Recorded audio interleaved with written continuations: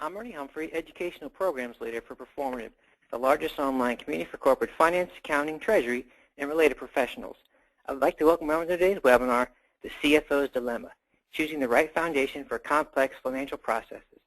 Businesses are facing unprecedented challenges to deliver growth and profitability in an increasingly dynamic environment. To rise to this increasing pressure, finance leaders in these organizations are looking to more robust financial management and need to decide whether to select the best-of-breed applications or software suite as they look to optimize technology foundation for their financial processes. Which approach will deliver the features, suitability to task, and the greatest overall business benefits? Today, our speakers will debate the software suite versus best-of-breed solutions approaches. I would like to thank Intact, whose commitment to thought leadership helps us make this webinar possible and delivered at no cost. A quick note on today's agenda. First, we'll experience a joint presentation for our featured speakers. Then we'll move to the interactive Q&A session, where we will spend the remainder of our hour. We would like it to be an interactive experience for you. If you have any questions at any time, please go to the questions area in your GoToWebinar control panel and send us your questions. We can't promise to get all of them in, but we'll do our best and we'll follow up afterwards with any we do not get to today. A few logistical notes about today's webinar. Links to today's presentation and video recording of the webinar will be sent out to all attendees in 24 hours of the event. Those who would like CPE credits will need to answer all polling questions during the event and should have pre-registered for CPE credit. For any questions on CPE credits, please send an email to cpe@performative.com. Again, we encourage you to ask questions on today's topic via the questions box in your GoToWebinar control panel at any time during the webinar. Finally, immediately following the webinar, we'll be asked to take a short survey regarding the webinar today. We greatly appreciate your feedback about our event today, as we always strive to improve the ROI we offer our event attendees for their valuable time. A quick word about Performative. Performative is the largest online community and resource for senior level corporate finance, accounting, treasury, and related leaders. Performative connects corporate finance leaders to provide instant advice and insights on the tough financial and strategic challenges they face every day. It's now my pleasure to introduce today's speakers. Mark Gervais, Cloud Financial Strategist, Intact. Mark is responsible for Intact's product positioning, messaging, and go-to-market strategies with a focus on the software and SaaS industry. Prior to Intact, he marketed mobile collaboration applications for Cisco systems, specializing in cloud, BOAOD, mobile devices and applications, and wireless technologies. Earlier in his career, he worked as a CPA at a large public accounting firm with experience in taxation, audit, forensic accounting, and litigation support with a focus in the sports, entertainment, gaming, and hospitality industries. Mark has a bachelor's degree in economics and a master's in business administration from the University of California, Berkeley. Our other featured speaker today is Jeff Kaplan, founder and managing director of Think Strategies. Jeff is the founder and managing director of Think Strategies. Founded in 2001, Think Strategies' mission is to help clients rethink their corporate strategies, refocus their resources, and realign their operations to achieve their business objectives. Jeff has nearly 30 years of experience and recognized expertise in IT network management, SaaS, cloud computing, managed services, telecommunications, and outsourcing trend. He has been named among the Power 25 insightful bloggers on cloud according to Evolvin. With that, it is my distinct pleasure to hand the floor over to Jeff Kaplan, Think Strategies. Jeff, the floor is yours. Please take it away. Thank you very much.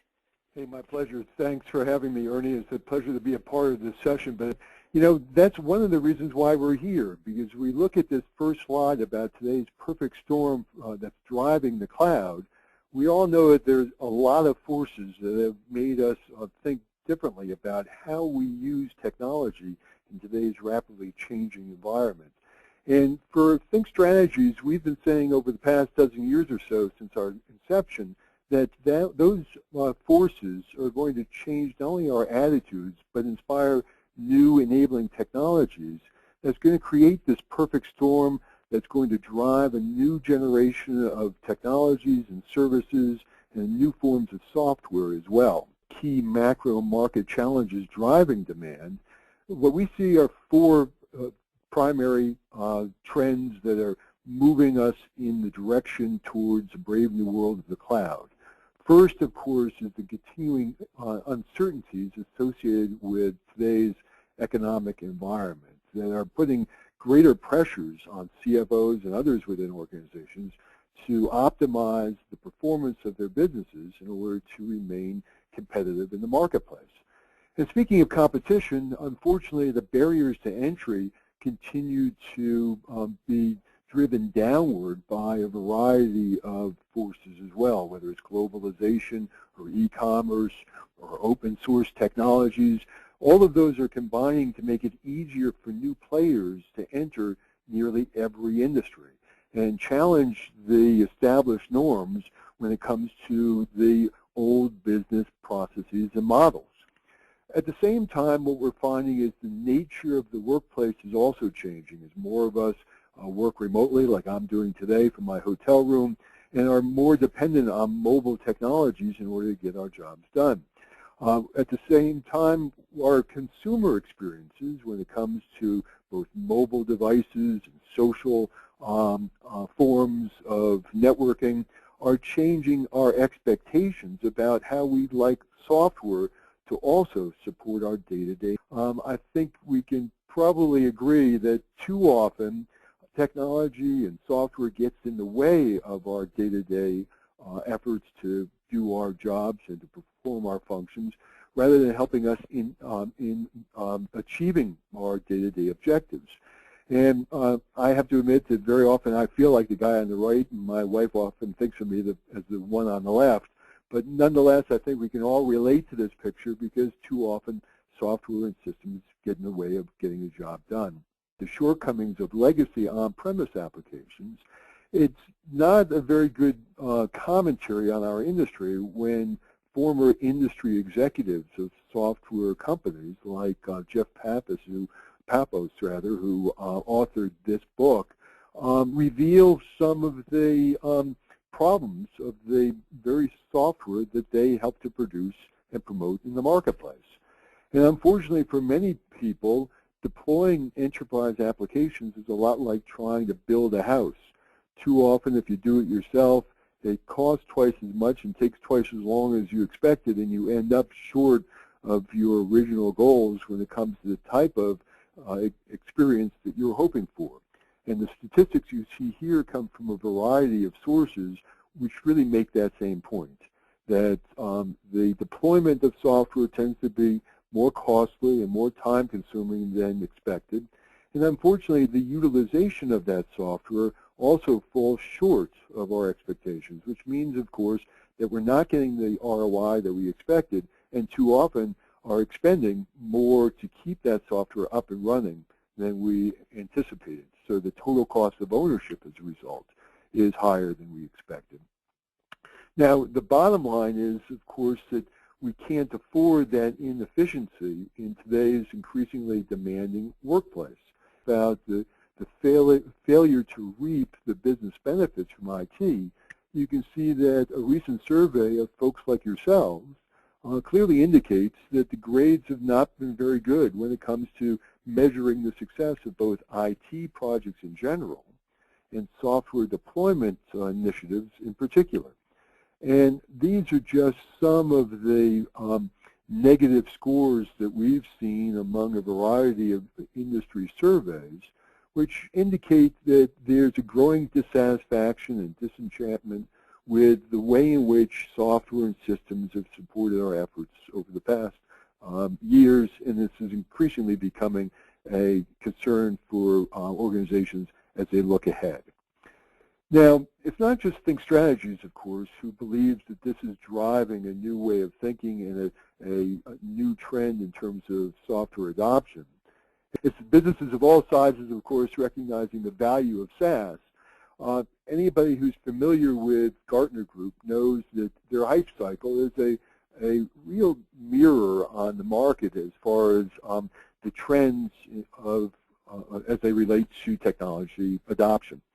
And in this particular graphic, although it may appear to be rather busy, we can see that in Gartner's view, the software as a service movement has in fact gained enough momentum that they believe it's now in that scope of enlightenment category, and at a stage where it's becoming much more clearly established as a mainstream offering that more and more organizations of all sizes across nearly every industry are taking advantage of.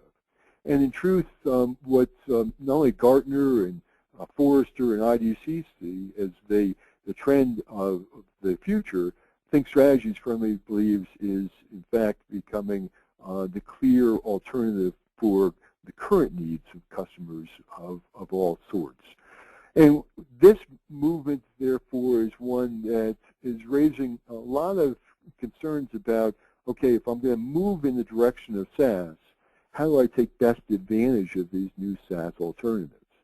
And before we answer that question, let's take a look at that adoption process and how SaaS is being adopted across the enterprise. And we see this as a four-step process, which usually starts in the front office, where end users and business units very often unilaterally adopt front office applications like CRM or Salesforce automation to meet their day-to-day business requirements. And what we're seeing happening is that bottom-up adoption process percolating in such a way that the success of those business units in using those specific kinds of applications has succeeded in convincing the CXO suite and CFOs like yourselves in particular to investigate and explore and ultimately adopt financial management solutions to meet their needs as well. And as the other departments like HR and manufacturing and marketing take advantage of these SaaS apps, the key to success is making sure that they meet the specific needs of those departments while at the same time can obviously be combined to achieve the overall corporate objectives. So that all leads us to the question at hand. The financial manager's dilemma is this great debate. And the debate comes down to a choice which many have had to deal with for a long time now. In the software industry, there's always been a debate about best-of-breed solutions versus software suites. And that debate has been brought up again in this brave new world of software as a service. So let's take a look at what that debate is all about and what it means when it is put in the context of this broader world of cloud-based alternatives. You can see the advantages of best-of-breed SaaS applications. And let's walk through some of these and take a little time to talk about them more specifically. The best-of-breed SaaS applications allow the user, whether they be in the finance department or other departments of the organization, to exercise their right to choose. That is, their right to take advantage of the very best innovations in a particular functional area and to put them to use quickly because of the targeted functional capabilities of those applications to meet the specific departmental requirements.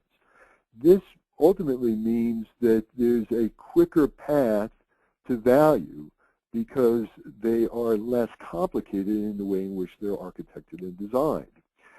The complications that often arise from a more complex suite of solutions can often translate into more complexity from an integration point of view.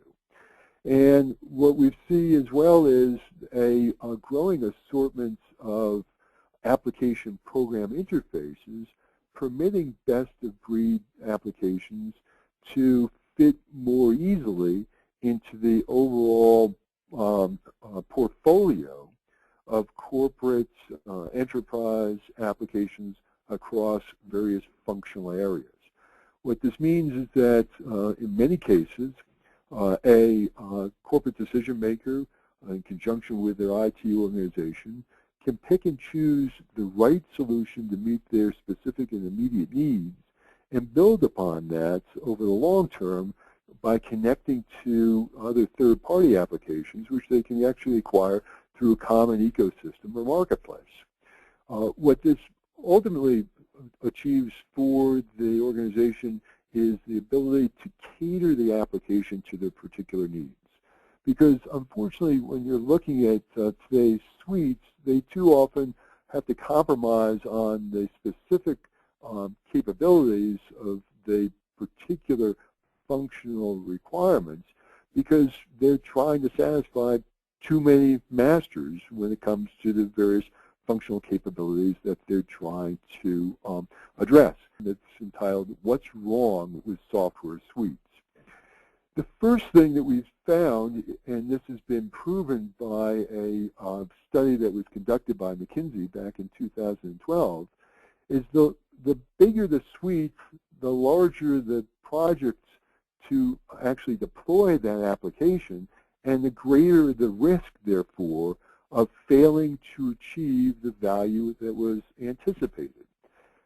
Basically, what the study found, and it was echoed by another study by Gartner Group in the same year, is that small is beautiful, or at least small projects are easier to manage and execute. And the way that Think Strategies has referred to this approach is using the idea of out-tasking versus outsourcing.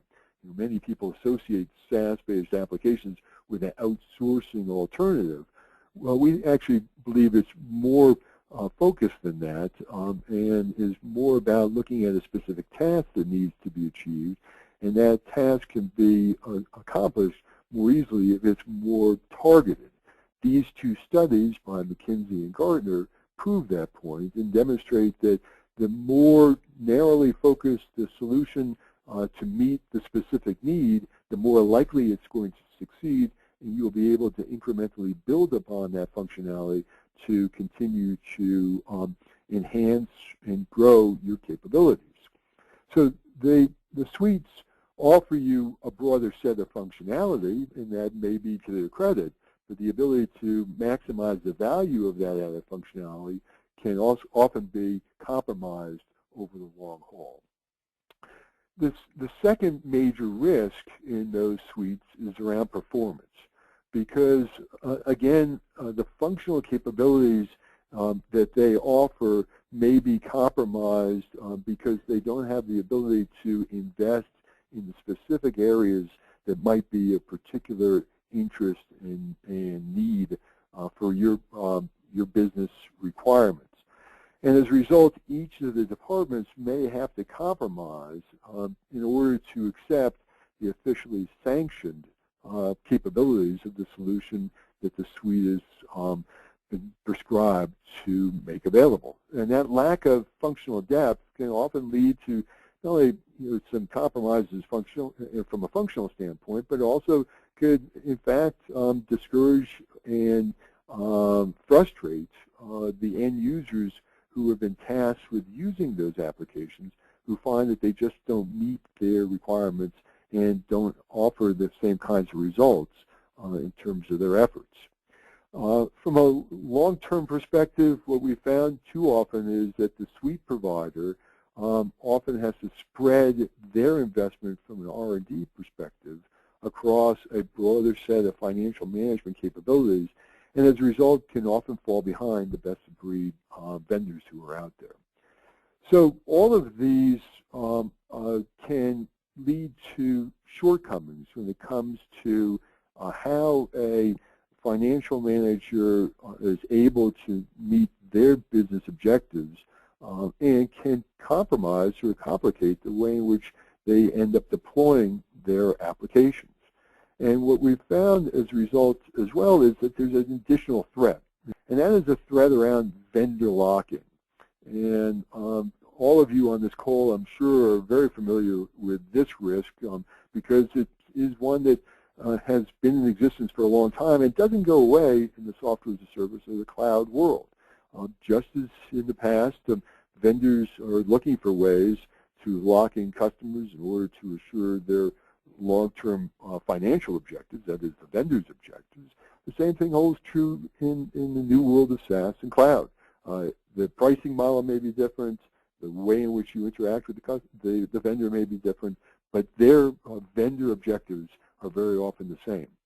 And when you're dependent on a single vendor to meet a broad set of functional requirements, you can often be at their mercy and lose your negotiating capabilities when it comes to the pricing of that offering and the functional capabilities of that offering.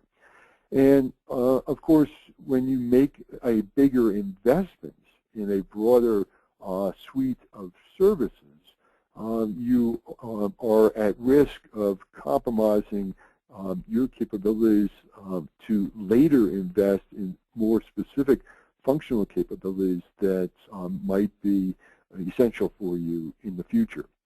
So what we're suggesting CFOs do is they keep in mind that their ability to perform their day-to-day responsibilities may be at risk if they become too dependent on any one software vendor in the process.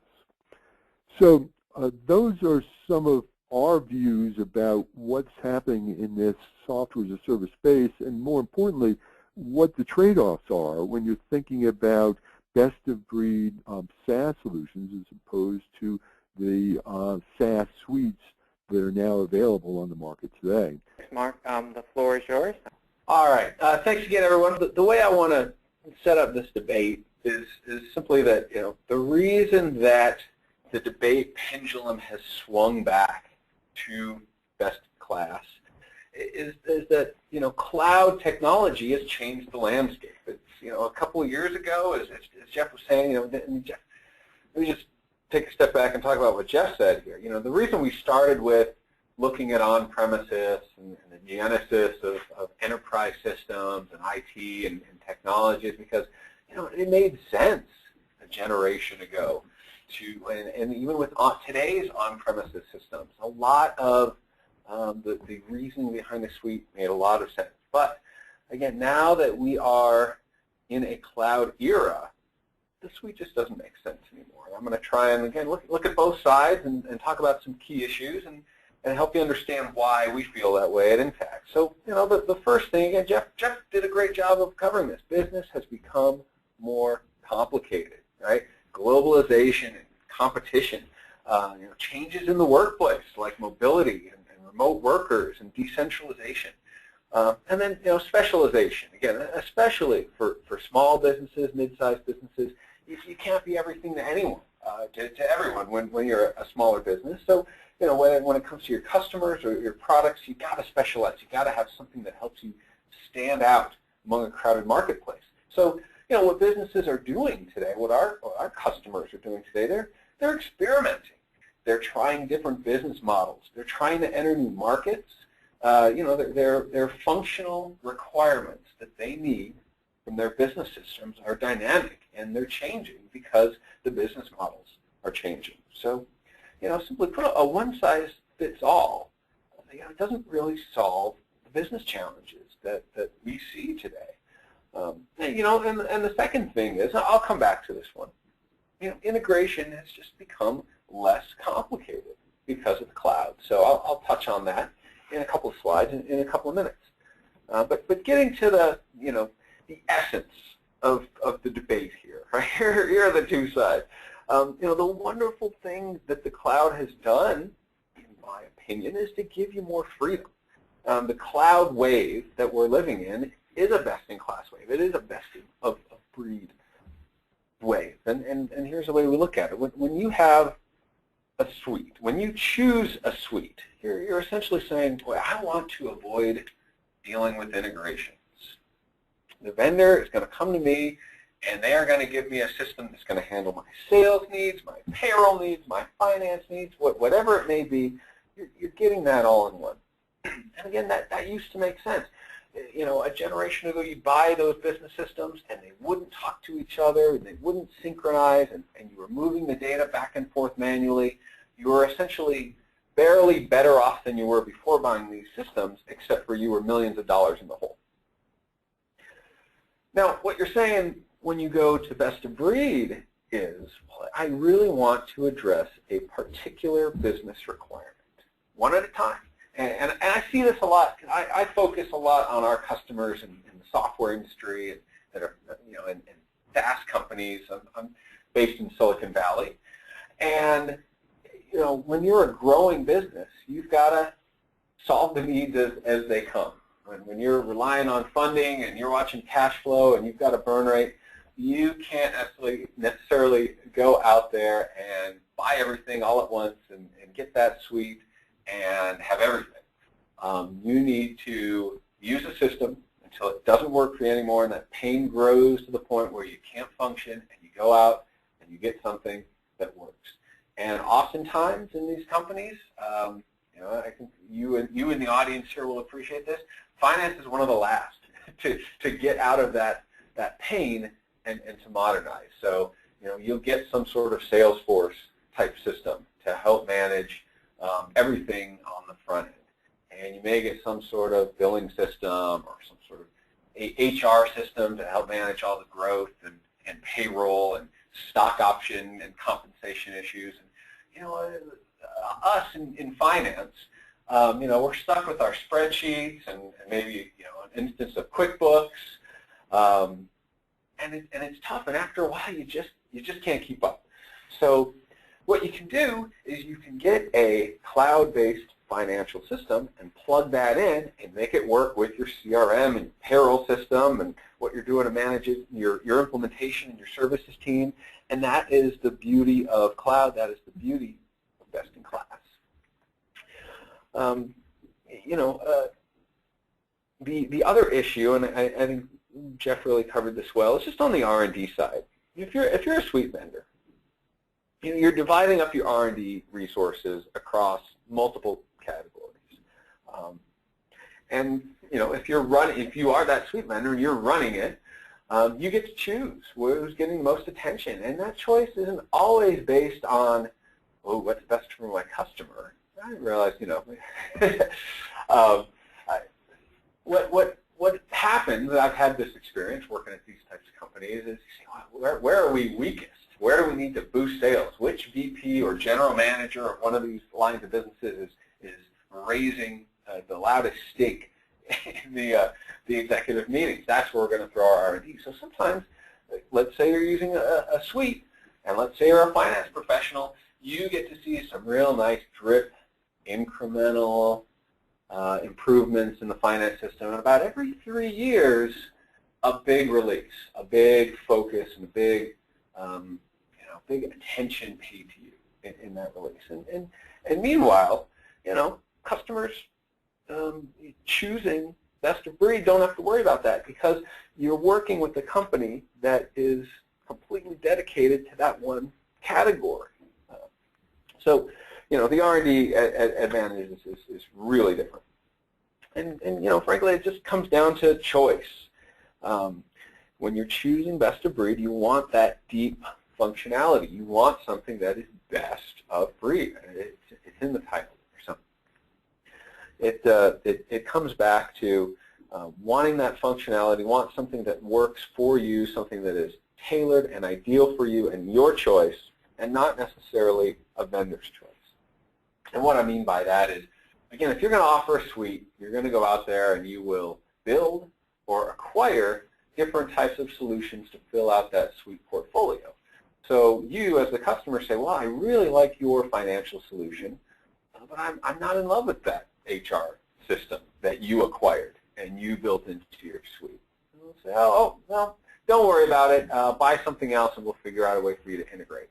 But the dirty little secret is all the suites are engineered to work together, and there are certain processes you will not be able to do without the full suite.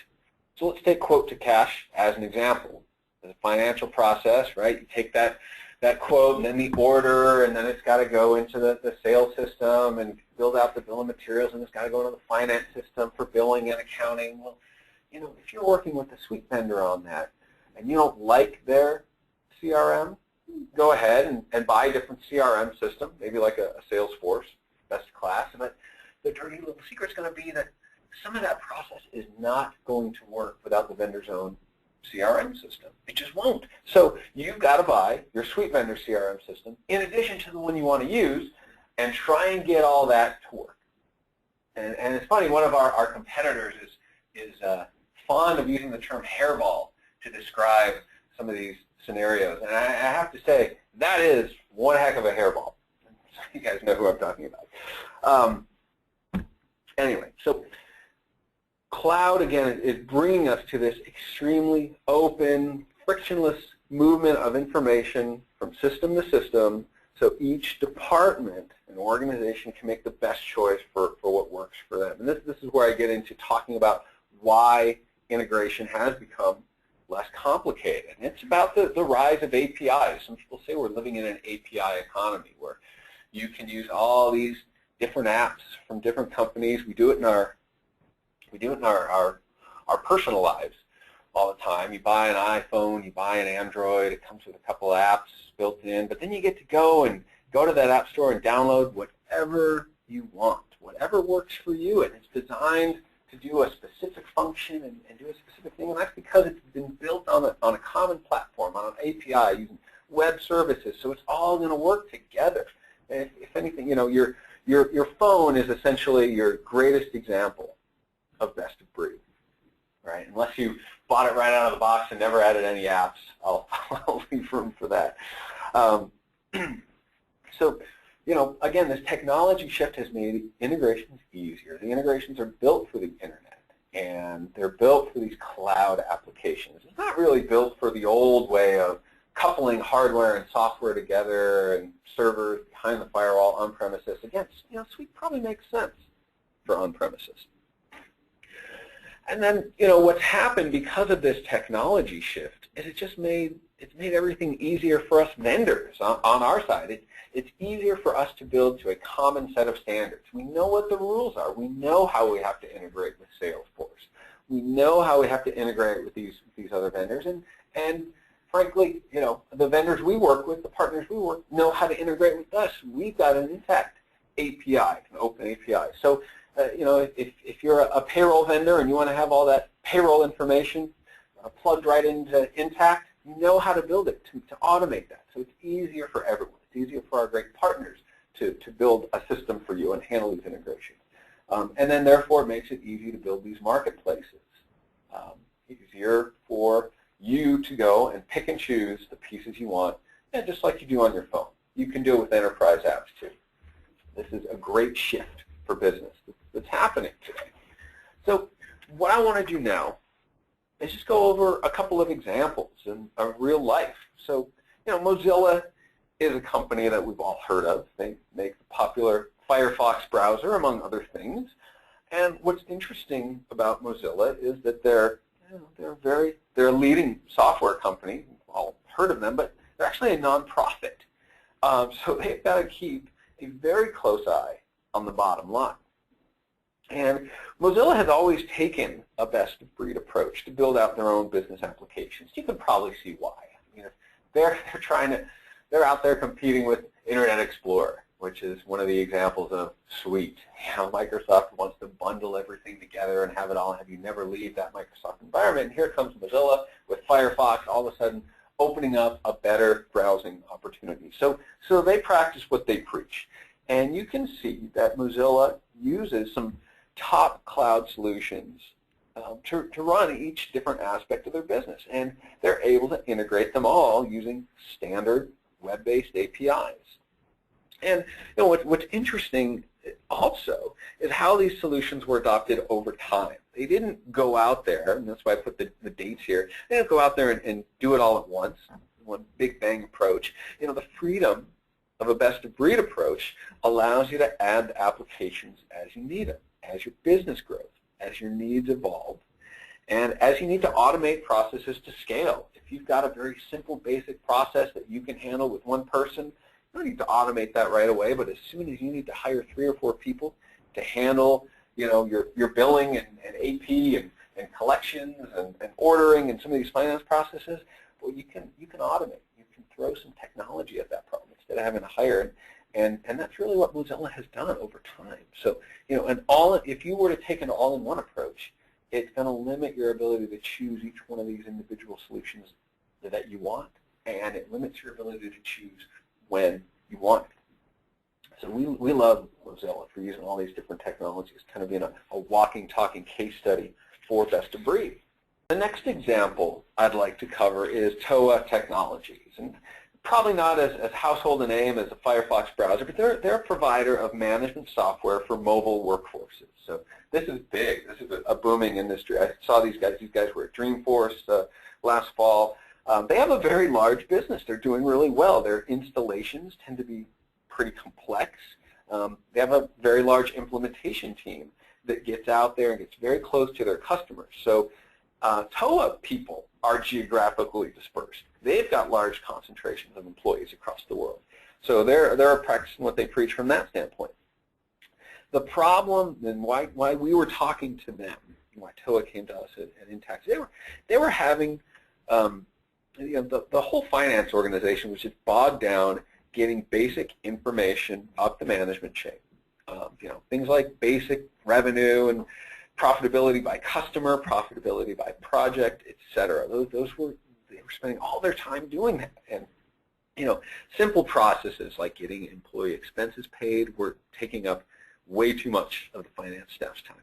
So, granted, these were from dozens of employees all over the world, all manner of expenses and currencies and conversions, but it was really time consuming.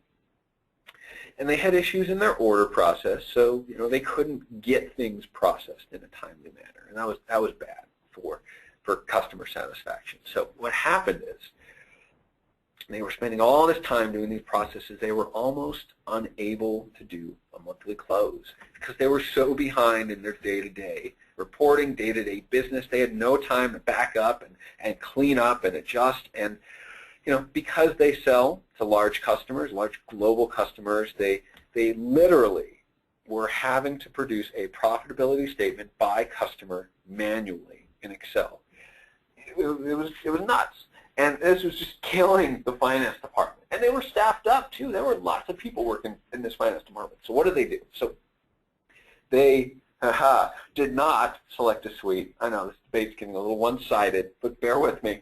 They took a best-of-breed approach, and they focused on those functional areas that needed special attention. So they needed to automate some workflows. They needed mobile access to apps. They needed robust reporting. So they started with a new financial management system from Intact. Then they went and focused on automation for things like expense management. So they went with Concur. They integrated Intact with Concur. They automated most of their quote-to-cash process, and then they automated reporting through Intact so they could easily go back and determine revenue by customer, profitability by project, those kind of things. And all that, so the result was all the information that their managers needed to run the business was being produced in self-serve basis. The managers could run it. And there were dashboards and global dashboards people all over the world could access just using their browser. And then, they phased it in over time, and they were able to focus on integrations with Salesforce. And then they were able to focus on, an integration with Adaptive Insights, formerly adaptive planning. So they really took on the pain points first and then worked on expanding and integrating and automating with other best-of-breed systems. It's a really good story. All right, one more. So this is kind of a red herring here because this is really the Intact story. A good, a strong, a best-of-breed cloud financial management system needs to have a lot of things that they do and do well to consider themselves best-of-breed. So, one of the things that's been part of our heritage from the beginning at Intact is, this product that was first released in the year 2000 was built to integrate. We've always been best-of-breed, and that's been part of the company DNA. It was founded in '99, first product in 2000, APIs, ready to go. For integrations, they've got to be backward compatible. If you are using best-of-breed and you upgrade and you break something, you're in trouble. So everything has to be backward compatible. One of the things we found, again, working with these customers who like to choose best-of-breed, 75% of our customers integrate Intact with 2 or more applications already. So we're not just talking about one. 3/4 of our customer base, and we're talking thousands and thousands of customers, are at least doing 2 or more. And the other thing is with automation is of the traffic that comes into Intact, it's coming in via our platform, meaning somebody is not manually entering data. Somebody is not uploading an Excel file. These are through the platform, through an integration with another data source. Over half the traffic. So that is great. That's the point of going best in breed, is to automate and easily integrate these processes between these different business systems. And how do you do this? So we haven't really spent a lot of time talking about the how. We've talked about how it's easy, but how do you integrate? How do you extend your system? So using Intact as the case study, we developed a lot of these integrations ourselves. We productize them. You go to Intact and you say, I want to buy your connector to Salesforce. We built it. We support it. It is backwards compatible, and it syncs up bidirectionally, back and forth. You get that from us, and you're all set. We support it. It's not a third party. The other way to do this is from partners, VARs that are out there. Salesforce, again, is such a great example of this with their Force.com platform, this rich ecosystem of solutions you can buy from a marketplace. So it's not always the vendors that do it, but this whole ecosystem of integrators and resellers that want to build these integrations for you. Do it on the cheap for all the reasons that I was able to cover earlier. And then there's platform. If you're a tinkerer, if you've got a little programming skills, if you're not afraid of getting into some web programming languages, there's a platform out there that you can use and do it yourself. Don't be afraid. We can help as well. So one more example of best-of-breed company life cycle. So this is the vendor point of view, and this is our point of view at Intact, is by being best of breed, we are able to change the depth and breadth of what we focus on as we grow as a company as well, and as our customers need us, because we are 100% focused on the mid-market, 100% focused on financials. We are focused on our architecture, on our platform, and just innovating it, making it better. We're not acquiring, we're not looking at side markets, we're not trying to go up into the enterprise, we're not trying to go down and take out QuickBooks. We just have this focus. And what that allows us to do is grow with our customers. So they start off by just, they need a modern accounting system. But eventually they start to grow and they need to do some consolidations. Maybe they go international and there's some multi-currency issues. All of a sudden, a couple years down the line with some success, you go public. We have taken a number of our customers public over the last couple of years, Marketo, and Guidewire, a couple more, Border Free just IPO'd just this week, or was it last week, within a couple of days, and then continued growth from there. And that is really what a best-of-breed approach can do for you, because you continue as a company, as an organization, to get the systems you need, the time you need them, solve the problems how, and never limit your choices, never limit your flexibility.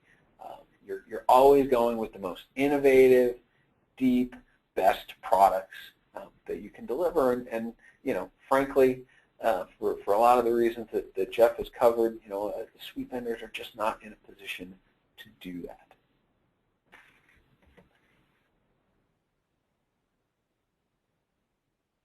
So what I would like to offer you all the opportunity to do is get the white paper. Jeff wrote a brilliant white paper that really kind of covers this. It's targeted towards CFOs, finance professionals. It talks about financial management in the cloud, how to really take advantage of the cloud, and certainly why the pendulum has swung back towards best of breed because of the cloud. And if you go to performative.com, you find Intact. We've got a little bit about our company there, but we've got a number of white papers you can download, and second or third from the top of that list is Jeff Kaplan's Think Strategies white paper on this very topic that we've been covering for 45 minutes or so.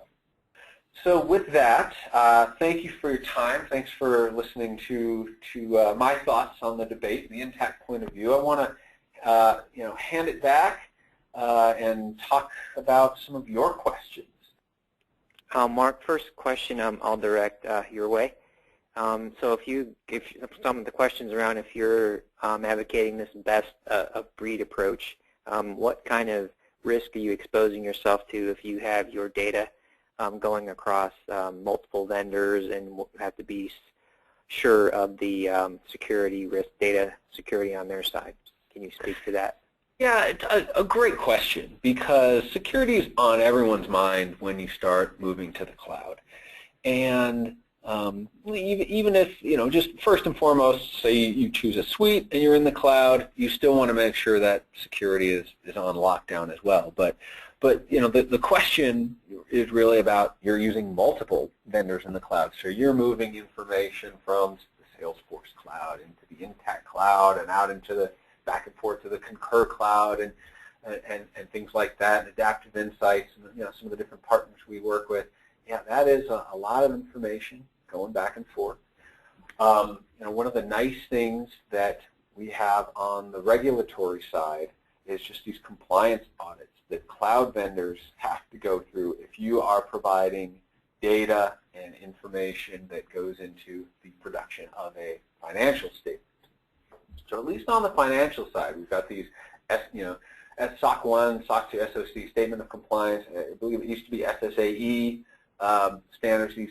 So IT cloud providers like Intact that are providing accounting solutions, accounting systems that are used in creation of financial statements. So when a company gets a financial audit, the providers of that financial information in the cloud need to be certified that everything is secure and locked down and tight, encrypted, et cetera, et cetera. I don't even know all the technical terms. I feel like these auditors are Intact 365 days a year sometimes, making sure that we are compliant, and we've never failed one of those audits. So, that's one of the big things is look for the certifications, look around on the vendor websites and how they've documented the standards that they meet. There's sort of the contrarian view, which is, the NSA is going to look at it all anyway, as we've been finding out.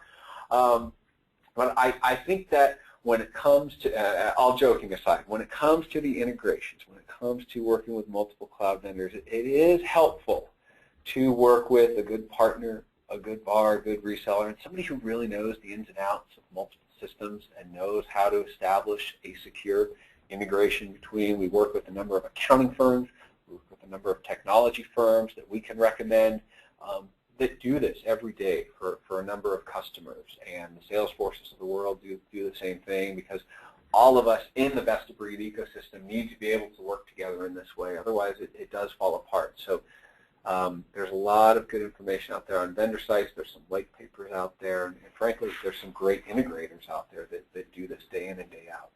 So hopefully that answers the question. Yeah, just kind of a follow-up question, I guess it is, given that you have multiple SaaS partners.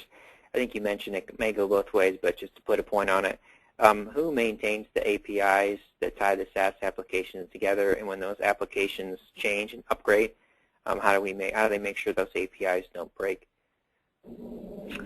So generally, each vendor is going to have their own set of APIs, and sometimes there's a common platform like you'd find on Force.com. So, for example, if you're going to integrate, Intact with Concur, Intact's got some APIs, Concur's got some APIs, and you manage those and program your integration to make sure that on the Intact end you're using the Intact API, and on the Concur end you're going to use that API, and it's tough to get into all the technical details of the how in this short of time, but generally with that type of integration, you're going to find a reseller, or there's going to be a pre-built integration that's already been done, and so those are the two outcomes. So with the pre-built, when APIs change, then it is the responsibility of the vendor that pre-built it to make sure they're keeping up with all the APIs. Now, the beauty about modern APIs is that they're almost always backwards compatible. We do a quarterly upgrade to Intact. So once a quarter, we upgrade the system, provide a new release. modernization, et cetera, et cetera. So in all the years we've been doing these quarterly upgrades, we have never, ever broken an integration. I don't know if that's the same for every company out there, but well-designed API integrations come backwards compatible. They won't break. And if you're talking best of breed, then you're talking about a cloud vendor out there that does have a good track record and does have a great solution and does know how to integrate. So, go with the industry leaders when it comes to that, and you will find that they're not breaking integrations with API changes and product upgrades, and the top integrators and the top vendors out there have built everything with that flexibility in mind. Hey, Mark, this is Jeff. Let me just interject that we also agree that Think Strategies firmly believes that there's no ceiling to the adoption of cloud. In fact, as you alluded to, Mark, enterprises have very often been in the lead in terms of adopting new technologies and innovative solutions, and cloud is no exception. It may be harder for them to migrate entirely over to a new cloud solution because of the complexities of their environment, but it's not because they don't have the intent to do so. So if you take a look around, I think you're going to find there are a lot of brand names who are moving in this direction or are validating it's the right way to go. Okay, great. Thank you very much. With that, I'm going to have to conclude the Q&A session. We'll coordinate any unanswered questions with our speakers. A big thank you to Jeff and Mark for their time and insights. They're clearly thought leaders in their field, an excellent source of information on today's topic. Note in the post-webinar survey I'll launch right after the webinar concludes, you'll have the opportunity to express your interest in being connected with today's speakers with just a few mouse clicks. I'd like to give another thank you to Intact, whose commitment to thought leadership helps us make this event possible. And finally, thank you to the audience for your valuable time. We hope to see you at another Performative webinar online at www.performative.com. Make the rest of your day great, everyone. Thank you very much.